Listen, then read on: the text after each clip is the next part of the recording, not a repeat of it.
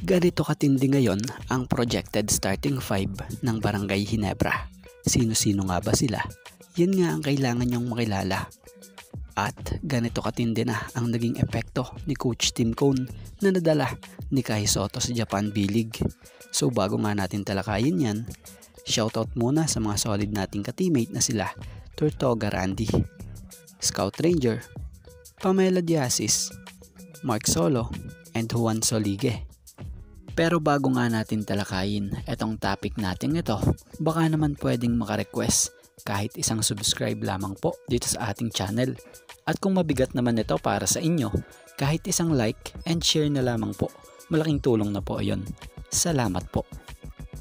Grabeng impact at epekto ni Coach Tim Cone sa nagiging laro ngayon ni Kai Sotto. So sa kakatapos nga lang na 2 laro ng Gilas sa nakaraang unang window ng 2025 FIBA Asia Qualifiers, masaya si Kai at kita mo sa larong ito niya sa Gilas, kita mo sa kanya ang nag-e-enjoy siya sa mga play at sistema na meron ngayon ang Gilas Pilipinas. So bago tayo dumirekta sa pinaka-topic natin, kung babalikan nga natin sa isang interview kasama si Kai Sotto, ay sinabi ni Coach Tim Cone na dodominahin nga raw ni Kai Sotto ang Asia gaya ng ginawa ni Haddadi ng Iran. Ito nga ay pagpapakita lang kung paano magbigay ng kumpiyansa at motibasyon si Coach Tim Cone kay Kai Sotto. At konting real talk lang ito yung halimbawang pagbibigay kumpiyansa sa isang player na di nga natin nakita or narinig sa dating coach ng Gilas. Alam nyo yan kung sino yan, bato-bato sa langit, tamaan ay huwag magalit. Sa halip na bigyan pa noon ng kumpiyansa si Kai, sinabihan pa eto noon ng negatibo. Yung panahong may injury si Kai, di man lang nag-isip yung coach na yun noon. At etong coach na to daig pa nito ang artista sa drama ng coach na ito, grabe. So siya, magbalik tayo kay Kai Sotto. So after ng stint ni Kai Sotto sa Gilas, alam nyo bang sa dalawang magkasunod na laro ni Kai sa Japan B-League sa team ng Yokohama ay gumawa si Kai agad nga po ng impressive game. Kung titingnan nyo mukhang di talaga nagkamali sa sinabi si Coach Tim Cone na darating yung araw na dodominahin ni Kai Sotto ang Asia. Dahil sa pagbabalik B-League nitong si Kai Sotto, sa unang laro niya pa nga lang, gumawa agad siya ng 14 points and 8 rebounds. Yung pangalawang laro naman, gumawa nga siya ng mas matindi pa na 21 points, 12 rebounds and 4 assists. Kaya naman, kita mo na ngayon kay Kai Sotto ang epekto ng isang Coach Tim Cone na nagbigay ng isa sa pinakamatinding payo at kumpiyansa para sa kanya na ngayon nagsisimula na nga po at nagbunga. Kaya naman, sana'y magtuloy-tuloy na itong napakagandang laro ni Kai Sotto kung saan mangliga siya. Kasalukuyang naglalaro ngayon at bukod dyan, nakaka-excite na rin yung mga darating na game ng Gilas with Coach Tim Cone. At mapunta naman tayo sa paparating na isa pang malakas at effective na po pwedeng maging projected first 5 naman po or first 5 sa lineup ng Ginebra. Para sa atin mukhang eto muna ang magiging first 5 ng Ginebra dahil alam naman nating may inaayos pa or problema na kinaharap ngayon itong si Jamie Malonzo. Kung papansin ninyo, ito ang 3 guard lineup na ito mas pinabilis dahil sabay nga po si Stanley Pringle and Ahan Nisi na slasher at shooter pa pareho.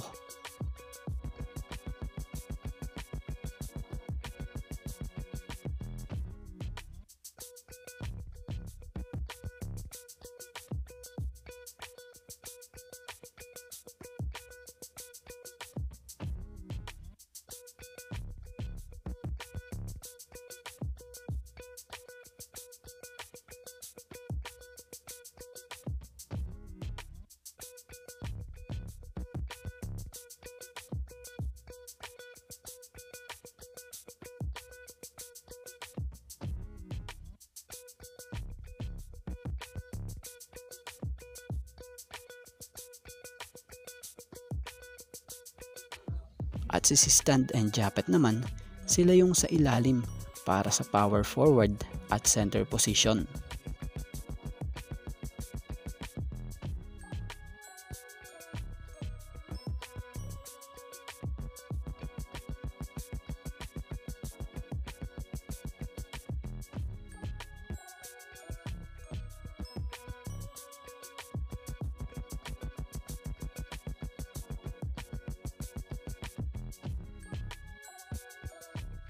At syempre, yung Scottie Thompson, siya yung gagawa ng mga speed play dahil siya yung player talaga nitong si Coach Tim na ngayong bihasa na rin sa sistema na meron ang Ginebra. Kaya naman kung kayo naman ang tatanungin, sino naman para sa inyo ang nais nyo or gusto nyo maging starting 5 ngayon ng Barangay Ginebra? Shoutout muna sa mga solid nating ka-teammate na sila Tortoga Randy,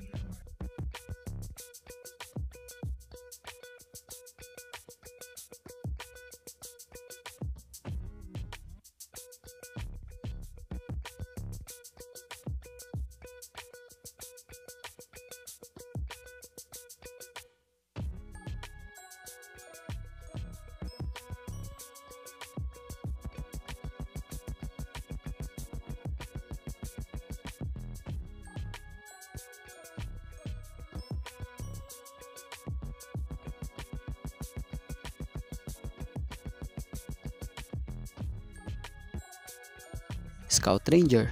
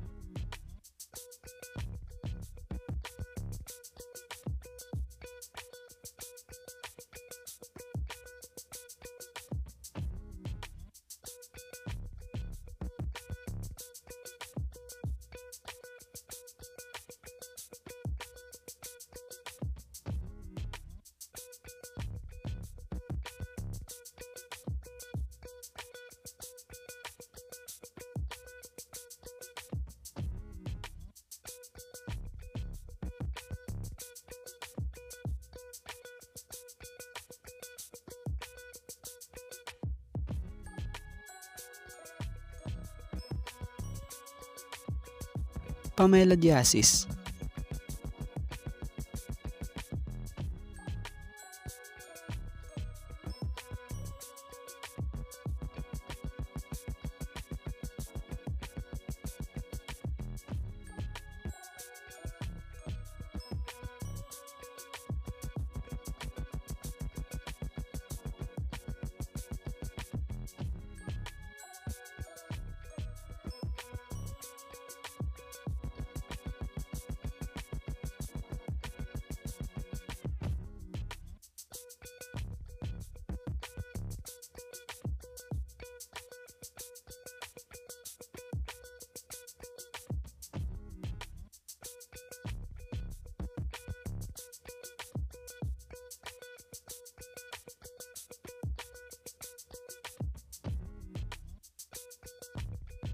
Mark Solo,